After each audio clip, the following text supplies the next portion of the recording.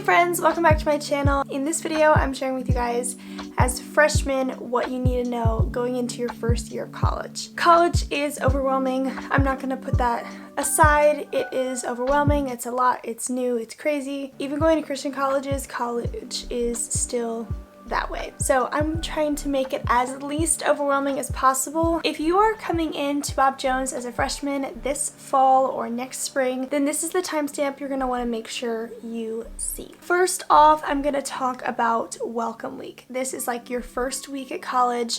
Sometimes it's just a weekend, sometimes it's only like 4 days or so. Different colleges call it a different thing. You're gonna have a set schedule that's usually on your college website under like students and college freshman week or something like that. With welcome week, it's gonna be a ton of freshmen, ton of students just trying to like figure things out, and most everyone is gonna be shy. Some people will try to hide that they're shy, but everyone deep down is nervous or slightly uncomfortable to some extent.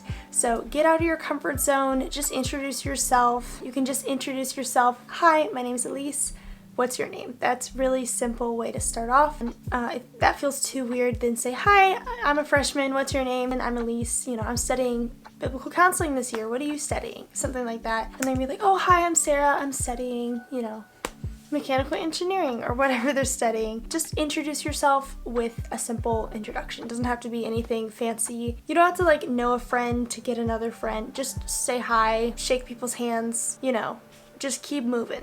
Secondly, go to the student common areas. So for Bob Jones, it's like the den, maybe the dining common. Just get yourself integrated into the big groups and just say hi and just keep saying hi to different people. If you get in conversations, great. Don't just sit in the corner and just like sit there. You know, keep talking. Even if it's just one person, talk to that person, ask them how their day's going. If they've met any other people, how they're feeling about college, just get those conversations going. This is honestly the easiest time to get to know people, so take advantage of that while you can in welcome week. Don't only go to the people that look friendly, but when you're looking at people and you want to get some like happy people, go to the ones that are friendly, not the ones that are like already in a clique group, if that makes sense. And you probably know what I'm talking about. It's kind of hard to explain. Next, enjoy welcome week for what it is. It is so much fun. There's so many events, so many things to do.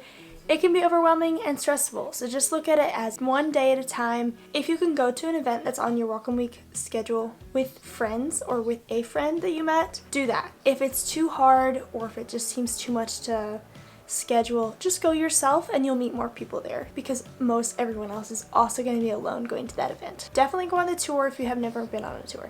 If you've already been on a campus tour though, I'd recommend not going on a campus tour and just grabbing some friends to walk around. But walk your classes before first day of classes arrives. This is a great way to start making friendships and just getting yourself involved in other people. And this will help on first day of classes more than you know. Next point is it's okay to be relatable about your nervousness and like the college freshman overwhelm. It's okay, and it's honestly healthy to share like, hey, honestly, I'm kind of nervous about this thing tonight. How are you feeling about it? Like, that's good. That helps you kind of be relatable, trustworthy, build actual better friendships versus just small talk with everyone. Then we're kind of moving into the roommates side of things. Talk to your roommates about how your day went or about how theirs went, especially during welcome week when you're all kind of like, hi. That can be very awkward, and it's going to be awkward, but you can ask them how their day went. Like, hey, what'd you do today on the welcome week packet or something like that. Just ask them how their day went, and then you can share something that you liked about your day, or you can start about your day. However, it just kind of flows in conversation. I'm going to make a video specifically on solving issues with roommates and close friends in another video, so I will have that linked. I think it's over here.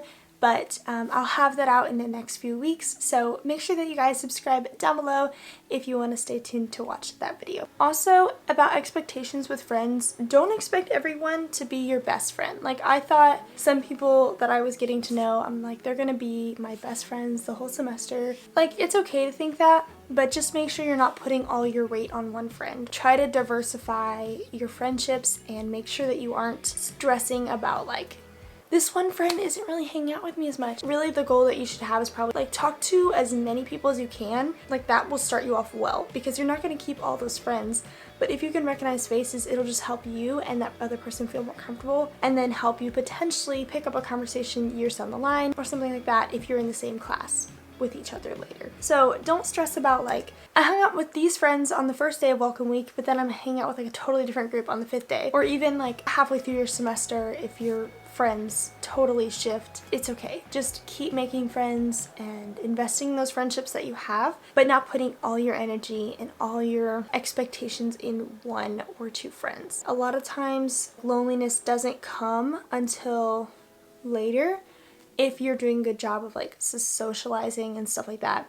Like the first 2 days, you're probably gonna be a little lonely, but once you start to socialize, it'll be okay. And then you're gonna hit like a second rut of loneliness probably. Like after the first week of classes, you're probably gonna be like, I have no friends. I met all these people and they're all hanging out with each other and no one's with me, and I went to classes and didn't meet one person. Like, you know, that's probably how you're gonna feel, but just pray about it, journal about it, read scripture on whatever you're struggling with, read scripture on that, and just give it over to the Lord. And also keep doing your part. Keep talking to people, saying hi, invest in others. Just don't overinvest. Hopefully you get what I'm saying. Merch. I just thought of this.